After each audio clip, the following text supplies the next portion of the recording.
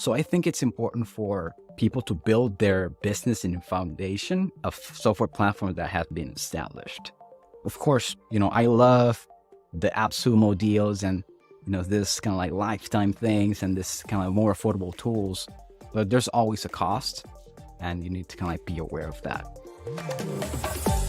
This is Creative Operations, a podcast for B2B marketers who want to redesign how their own teams get creative work done. In each episode, Jacob Brain discusses the strategies, processes, and tools required to create amazing work that also has a business impact.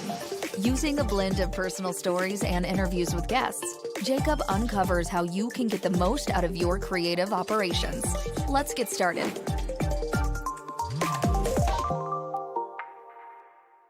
Hey there, my name is Jacob Brain, the Director of Operations in Marketers in Demand, your host for Creative Operations. Today, I'm joined by Isaac Promoto, the co-founder of Opsr. They're a firm focused on enabling clients to get really more from their teams and increase efficiency through app integration, process automation, and things like that. I talked to a lot of teams in marketing departments as well as marketing agencies, and they're all being asked to get more results with less budget and resources. So there has to do this when quality content or talent is in short supply, budgets are shrinking, the tech landscape is evolving at lightning speed. And so helping teams like this is what Isaac is so passionate about. He focuses on developing the infrastructure to enable existing talent to spend more time on high impact activities, which then multiplies their efforts in a way that even adding another team member sometimes can't do. So in other words, he helps small teams have the impact of teams 2, 3, 4, 5 times their size. So without further ado, Isaac, welcome to Creative Operations. Thanks for having me, Jacob. Of course. Looking forward to the conversation here. So I actually want to start out really in the beginning, just to get to know you a bit better. So you started your career actually as a founder of a marketing agency. Tell me a bit about that so we can get to maybe start to get to know you a bit. Sure. Actually, there's a step before that you don't know about. So I'm going to go a little further back because I started my first job after college was in a marketing agency. They did influencer marketing for software. And at the time, I was simply a VA for the owner, but I was learning copywriting at the time. And essentially, I was the guy behind the scenes getting him clients because I was creating these lists of leads and sending them emails, outreach, etc. And as I started looking at those software companies, signing up for their tools, I was fascinated with all the tools and new tools going out there in the space.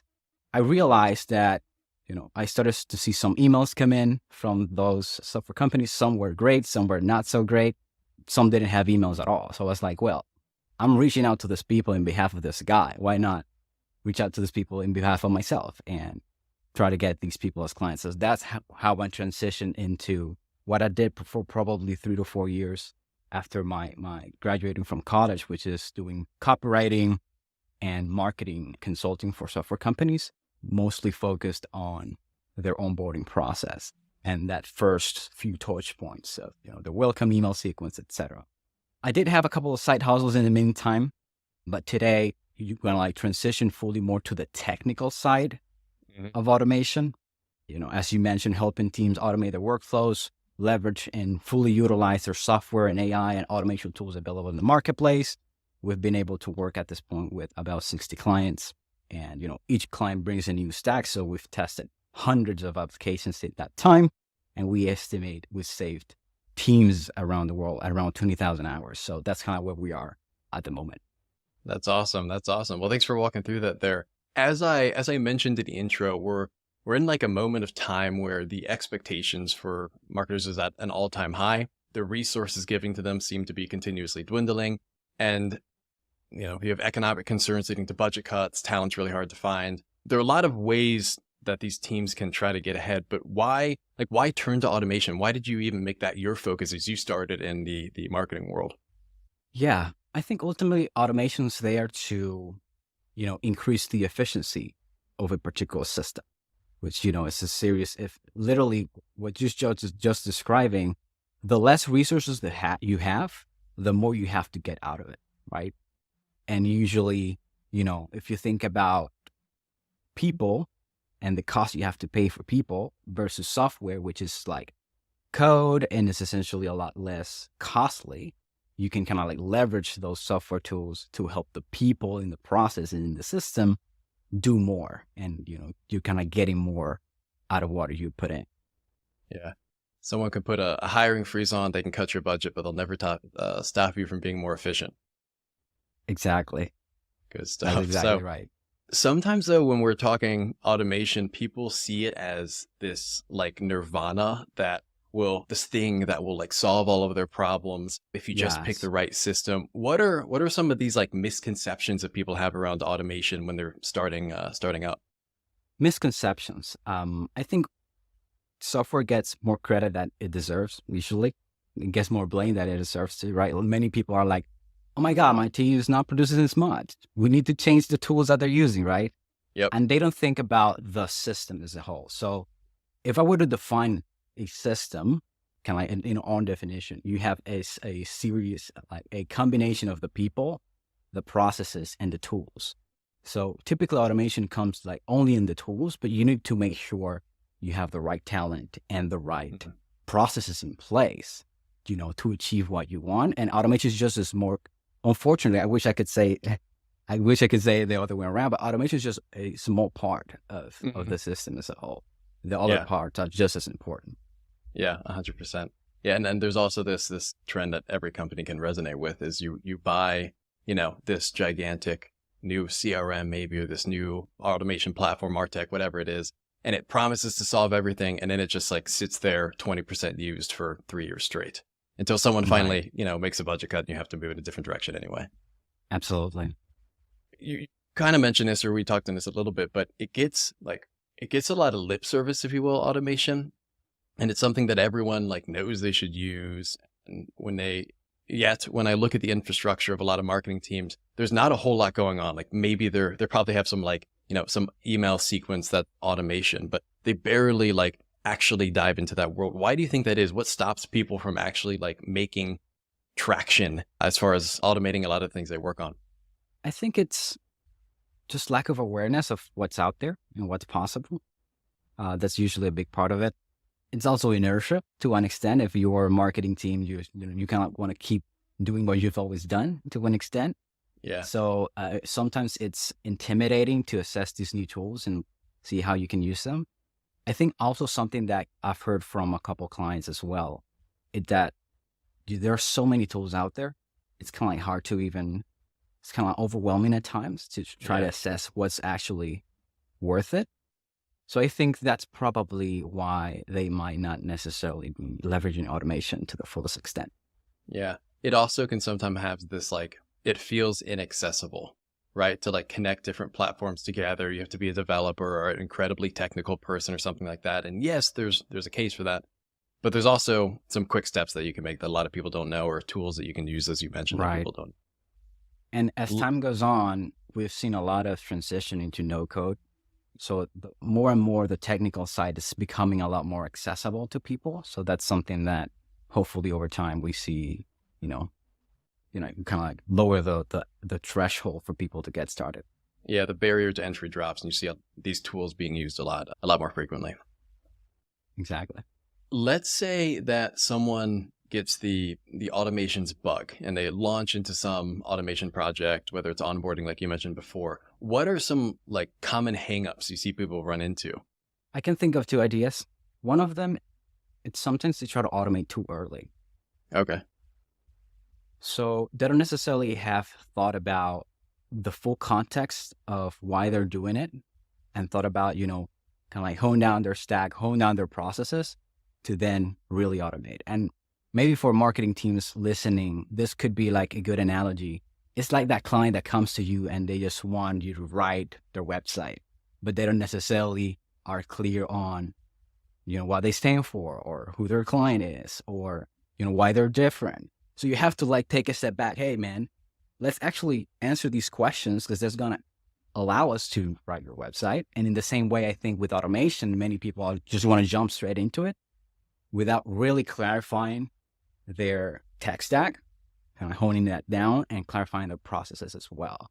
So that's usually a big part of what we do. And don't get me wrong, initially people came to us and like, sure, we'll do your automations, but over time we're wait a second, let's take a step back. Let's actually define these kind of like prerequisite work first.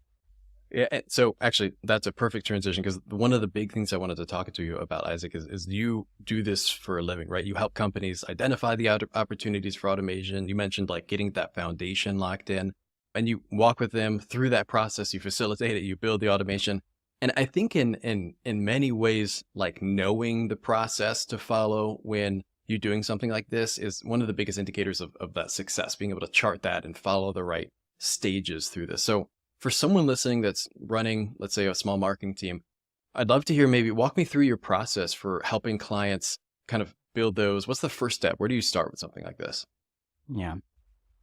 So as I just alluded to, we initially have some sort of analysis process where we really define what is the process that you want to automate, kind of why are we doing this in the first place? What do you want to accomplish, right? Is it that you want to create more pieces of content from your particular team? Or is it you want to, what's the output increase or the time decrease that you want to see? We also like to get clear on what are the requirements based on the processes you have. What are the requirements of the tools you're going to need to do that? So getting clear on their tech stack, and not only what they want, but what they need. Kind of what's the must-haves and the nice-to-haves, the tools you want to put in place and the software tools you want to put in your stack. And really, once we have clarity on the tools we're going to use and making sure that fits the business goals that you're trying to accomplish, and we are clear on what's the current process, as manual as it may be, kind of like clarifying what's currently getting done and what's the ideal process would look like, which of those steps could be automated, which of those steps could be potentially removed or simplified. This is kind of like the goal of that first step. It's kind of like the strategy work. Any questions there, by any chance? Yeah. So you start out, this is perfect. So you started with a foundational, like, first two steps. So you said the analysis piece and then the requirements piece. Starting with that analysis piece, like, how do you mentioned like time savings is often the biggest one. How do you estimate that? Like, I assume the time savings, if that's your output, that's how you prioritize the different projects you're do. When you're working on that prioritization, how do you even like start to estimate, well, this will save me this much time, this will save me this much? Sometimes hard to measure. It will depend on the size of the team, of course. If it's just you and a couple of people, you might, just ask around and kind of like measure yourself, take a week, track your time and see how much time you're spending on certain activities. As the team gets bigger, of course, you can start now measuring it on units of people, right? Mm-hmm. How many people are in this particular process? What's the output of that particular team? So if you have, and this is top of mind because we're putting some content systems in place, but if you have like a content team, you have, 5 writers that are able to produce 50 articles a month, you can actually measure in that instance what you're getting out of each individual team member. You can kind of start to measure, okay, if we were to reduce the time it takes by 20%, theoretically, we would increase the output of the particular team and we would have like more pieces of content for the same resources, as an example. Yeah. And then you can actually start to really measure the ROI based on that, right? So if I save this person 30% of their time, they spend time more on high impact, more creative activities, this is what that can look like. Now, so that's the analysis piece. You mentioned the requirements or the text piece of it, and this like identifying the must have and the nice to have elements of this. So once you've locked that in, you kind of get why you're doing that. You've done that analysis. You've run some of those numbers. You've spec'd out the requirements. In that requirement piece is often a list of the stack that you currently, correct? Exactly. So you could list out, one of the things I like to do is ask very simple questions like, of the tools that you have, what do you currently like or what you currently don't like? I also like to ask like, is there anything you want to do that you currently can't with the tools that you have? So that starts to give us an idea of specific requirements, specific features that we might not have available, or maybe sometimes we have available, but we don't know we have available in a particular tool, and start giving us an idea of what are the things we might want. And also, I think it's important to differentiate between what's something that's required, what's something that's a nice to have. And I think even we struggle with this internally, this, because, recently I was with my partner picking a CRM and we were like, oh, we need this, we need that. And honestly, it all came from a lack of alignment on the requirements. Because the moment exactly, we literally sat down and say, hey, what are the requirements? Could we agree on this? The moment we agree on that, we were like, oh, this is the tool we're going to use. Like, there were no debates after that. So I think it's hard work, it's thinking, but it's important to get clear on what those kind of like software feature requirements are. Yeah. There's this like, you mentioned this earlier, as far as like, you don't start with the tech, you start with what you need. So the technology should improve your business operations and facilitate that.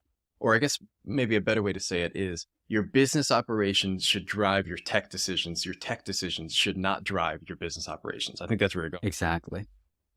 So, Tech is only there to support your business goals. If it's not doing that, it's no point in having it. And now when you're doing this analysis, this requirement identification, and you're talking through a lot of the different processes that the organization has, oftentimes I've heard a lot of people say you want to start a process doing it manually before you would ever go to automate. Do you agree with that? What are your thoughts around that? Yeah, I agree in general, but I think it comes from here's why I think it's valuable to do it manually first. It's to assess what are the different scenarios that could come in.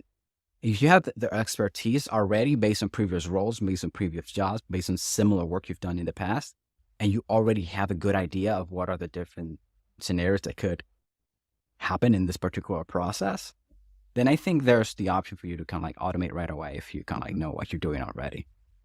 But yeah, in general, I do agree that it's valuable to do something manual for a handful of times at the very least. So you can, because you might identify that, hey, maybe there's a particular step that's not needed. So it's better to delete that to automate. You might realize there are certain things that can be simplified. And by simplifying, you actually make it easier even for the automation in the system to be more efficient and do it more quickly. Yeah, automation will allow you to do things more quickly at scale, but if you're doing the wrong things, you're just doing more of the wrong things. Yeah, I just wrote a piece, I think last week. It was around, I think it was, automation makes you more efficient, not more effective. So it helps you do more, but you need to make sure you're doing more of what's actually helpful. That's really good. That's nice. So you have this, again, we talked about the analysis and the requirements. Let's actually maybe sit on this tech stack. So you're doing this requirements, you put it together, you can kind of measure those requirements up against the current tech stack that you have. You might at that point cut away certain technologies, but you'll probably also realize you might need to add something at that point. And there's an overwhelming number of platforms out there. It seems like the last year or two, that's like multiplied. So what are some like of the key considerations you want to make when selecting and implementing, I guess, like two things, not only just like the tech itself, so like the CRM and the maybe marketing operation automation tool, if that's a different one, but even like the glue that keeps things together, like the Zapier, the Make, the Tray.io. When you're building this tech stack, like what are you thinking about? What are the considerations you're thinking at that point? I can think of three off the top of my head that I think are somewhat universal. One, it's ease of use. I think that it's important that if ultimately what you want is for your team to save time, it needs to be easier for them to use. So that's a big one. Of course, we as automation professionals, we also evaluate the automation capabilities of the platform and the integration capabilities of the platform. So we want to look at not only is this tool useful for what you want, but will it seamlessly integrate to the rest of your stack? Essentially, looking whether the tool has native integrations with the tools you have.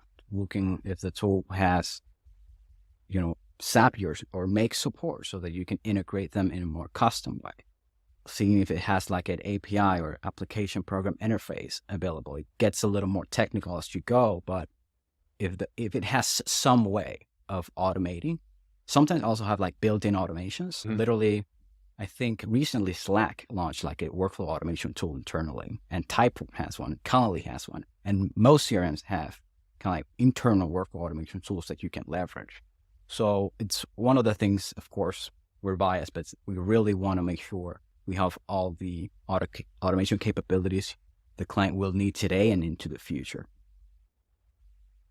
And the last piece, it's a little maybe controversial, but I want to make sure that my clients are picking tools that are established.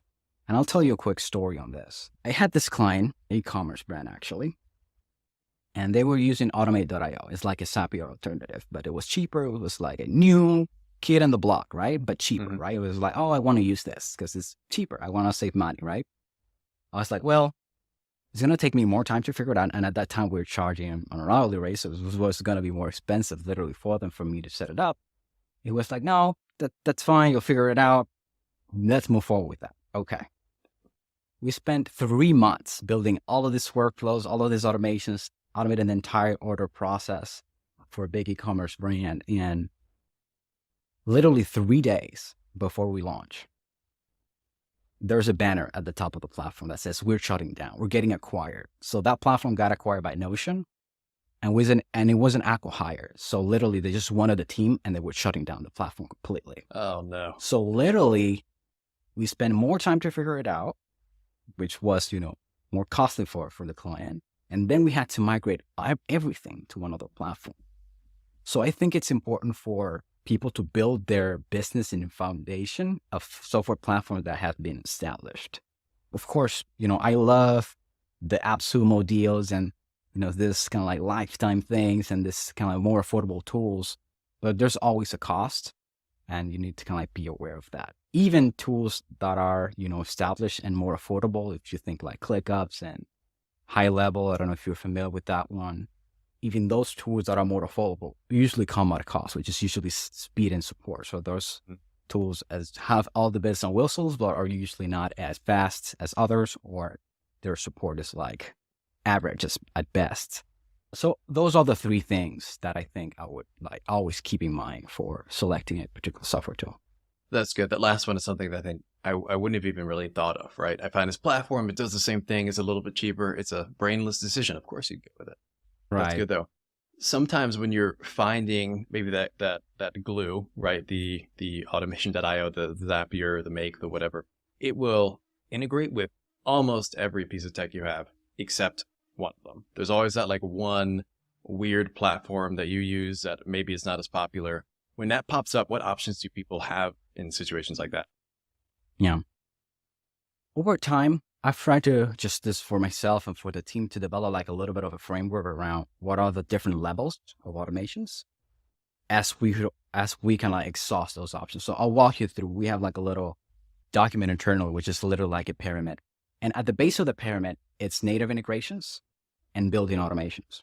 So literally, if you can do what you want and integrate your tools with the native integrations and with the built-in tools the tools have, you don't even need Zapier for those particular workflows. So that's usually where you start because that's the most efficient, that's the most reliable, that's the one that's less likely to break and the easiest to implement. From there, you have these, third-party integration platforms like Zapier, like Make, and you want to assess if they have the triggers and actions that you kind of are relevant to your process. So you can literally, both platforms have directories where you can look Zapier, insert platform, and you can look at the triggers and actions they have available in their integration. From there, if either the platform's not there in those tools, or the actions and triggers are not there, you might want to start looking into the developer documentation of the platform. So this is where APIs come in. API stands for Application Program Interface for those not as techy.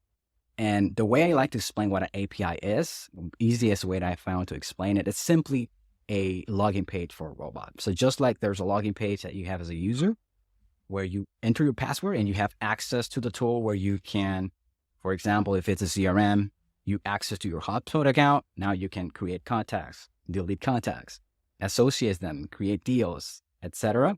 In that same way, an API, it's a way for you to give a robot a password. And so he can access and do all of those actions on your behalf. So that would be like level 3. APIs is a little bit more complex. Those usually you can still do within the integration platforms like Zapier and Make. You can host those actions within them, but you can have to like understand that world. Any questions you had? I saw you wanted to say something. No, that's really good. So when you're building these things, what you're thinking about is I'm going to always default to that native integration, right? Like I know HubSpot has their whole app marketplace. You mentioned Slack just built one, but if they have that, that's the place to go. And then sometimes when I've selected platforms, actually, I've sometimes started there, right? Like if you were to diagram my MarTech stack, I'll start with my like core platform, which is in many cases a CRM. And then I'll figure out what connects with that. And that'll be my starting point for identifying the whatever other category of tool I'm looking to find, just to make sure, because I know that automation and like a MarTech stack in many cases is going to be a really critical piece of the success of using that software. So I'll start at that level, but that makes a lot of sense. And if that doesn't work, that's where you have your like backup almost as a Zapier or a Make or something like that. And then those integrations can kind of either append what already exists or just totally replace it if that doesn't happen. And then that's third level. If even that doesn't exist, you get into more of a like development approach, connecting to the APIs, building that whole that infrastructure, if you will, which is maybe a little bit more advanced. There are in the pyramid that we have, there are 3 levels above that, which are even more technical, but it's like scripting. So forget about this no code alternatives, kind of use code to do it.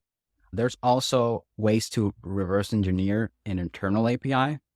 So think about, might be a little getting too technical here, but if the API is not publicly available, there's still an API. So you can sometimes kind of like do things as a user and try to understand it and kind of like reverse engineer it. And then at the top, there are like UI-based automations, often called robotic process automation or RPA, which is where you're not actually doing anything programmatically, but you're like automating the human input, like you're automating the clicks, the keyboard inputs. And there's a relatively new and up and coming tool called Action.ai that is like backed up by Y Combinator and integrates with Zapier and some of these tools that I'm kind of like paying a lot of attention to and we've used a little bit. And that's usually like the last step. And think about there's a lot of tools out there that have no APIs at all, like government platforms, banks, like a lot of these things that you can actually access as a human and download a certain report or access certain data that you wouldn't necessarily be able to do programmatically. Now those tools allow you to do that by kind of like mimicking what the human would do. Yeah, that's really interesting. And then I'm assuming at each stage of that, you have some like strengths and weaknesses, right? Like the native has, more strengths and weaknesses, but as you get higher up that like development maybe takes more upkeep, connecting to an API. If the API changes, you have to fix that. And it was called Action.ai. I had not heard of that. Axiom, Axiom.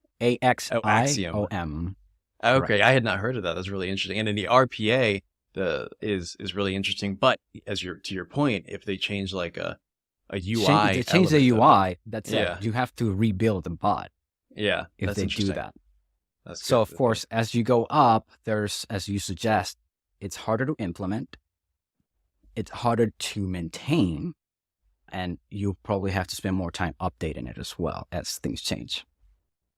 That's good. So once we've locked in that MarTech stack, we've decided how to integrate, we've decided which level on this pyramid we're going to use to do these different things. Are you mapping that out on, I don't know, like a Miro board or Draw.io or another tool like that? Okay. And is there a framework that you follow for that? Is it like different every time? What does that look like?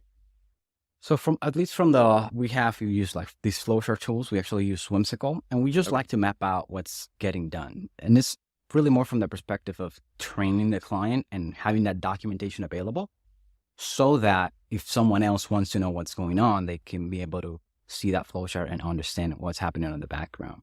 Because sometimes, we might have a particular client that has already been doing certain automations, but there's like no documentation at all. So we don't really have the context to understand what's there.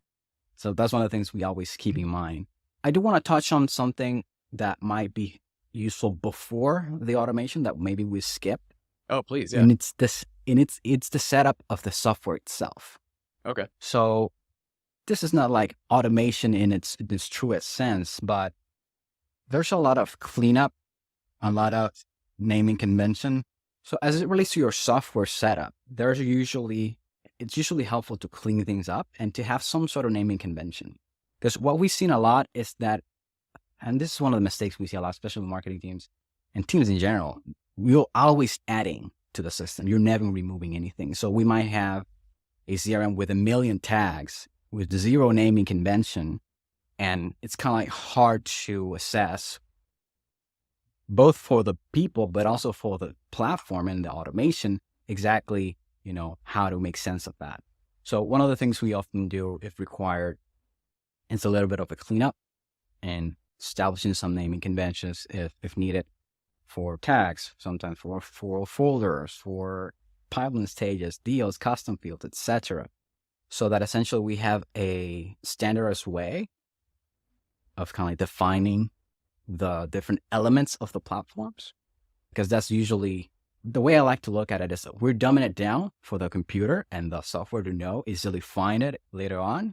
And in doing that, we're also making it easy for the people to find what they need later on. Yeah.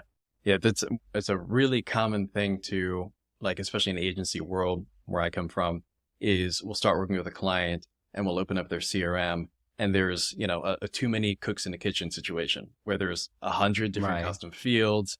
When you try to run a report, it's impossible because no one's doing things the same. So there is this, like, sometimes documentation is treated as a nice to have. And in some cases, you want to do it the right way. But at the same time, if people are following different processes, or the tech or whatever is not configured well or not simple, like, it just gets so complicated that the benefits that you could derive from the platform itself actually can't happen. Like, you lose reporting, mistakes happen in automation because it's connected to the wrong field that has almost the exact same name and stuff like that. Is that kind of what you're referring to? Yeah, essentially, like, you don't have a simple example could be like folders. If you have naming convention for folders in Google Drive or something like that, if you want the system to find it later, you need to have some sort of naming convention. It might be like last names _ company name or something like that. Like, if all the names in the folders are different, how is the system going to find it to then upload files or do this other things automatically? And the same thing applies for CRMs and other tools. But I think at least the folder example might be one that's kind of easier to understand, where if every folder is named differently, how would the system know which one to pick? Yeah, that's good. When it comes to that documentation element, there's a million approaches to take. Like, one of the biggest mistakes, I think, is, the people that get this, just like someone can get an automation bug, or they get a documentation bug, and their boss comes down and says, we have to document everything. And then suddenly there's hundreds of just text-based pages that are, 3 weeks later, completely out of date. I've seen people use maybe video to walk through things. I've heard the 80-20 rule applied to this. How do you approach documentation when it comes to something like this? Yeah. So at least as of now, we have 2 main documents. One is for the process and one is for the platform. So we literally have in the platform documentation all the tasks we created, all the custom fields, all the lists, all of the different tools we are using, all of the workflows we created with links to those. So it's kind of like easily referenced. And the approach we take is that we document what we did. And then at the bottom, we might have FAQ. So as the client asks us different questions, like, how do I do this when X, Y, and Z? Then we create videos and attach it to those documents over time, so that they can kind of like, if they have a similar question again, or someone else in the team have a similar question again, they can reference back to that. That's on the platform side. On the process side, we kind of reference back to the flowchart I talked about earlier, where we have kind of like mapped out visually what are the steps in the process. We also sometimes like to do essentially kind of like merging both the manual and the automated process, but clearly labeling each step so that it's clear, oh, this is the manual process, it's in red. This is an automated process, it's in yellow, it's in green, or whatever it might be. So that it's clear, like, okay, this is the entire process, and these are the things that have to happen manually, and these are the things that happen automatically as a result. That's good. Now, when we were talking about like making sure that the platforms remain simple and clean, documentation is a huge piece of this, but do you ever recommend, or do you have like processes that you talk to people about around like just auditing it just to make sure that as over time you add things, that you are taking the time to cut things away? Yeah. So one of the things we often do is like an optimization, which is literally, for example, say we're doing an optimization of a particular marketing CRM. We're going to literally list on each, like on a spreadsheet, like all of the tags, all of the lists, all of the custom fields, all of this, all of that. And we try to literally just assess what's required. So sometimes we might have like 3 different tags that are all the same thing. Like it's just a tag for new clients, but 3 people have been using the platform. All 3 kind of like name it different, like for some reason. So kind of like merging those, most CRMs allow you to kind of merge relatively easily. Merging those that require, deleting those that are required. And honestly, my partner is a little bit better than me at this. And he usually has kind of like quarterly recurring tasks on our project management platform to kind of like optimize certain things. So I think that could be a practice for a best practice for a team as well, to kind of like frequently ask yourself, hey, of the things that I have, are there things that are not needed that I can remove? Are there things that I can merge? And essentially not trying to just, add and add and add all the time, see if there's anything you can kind of clean up. Yeah.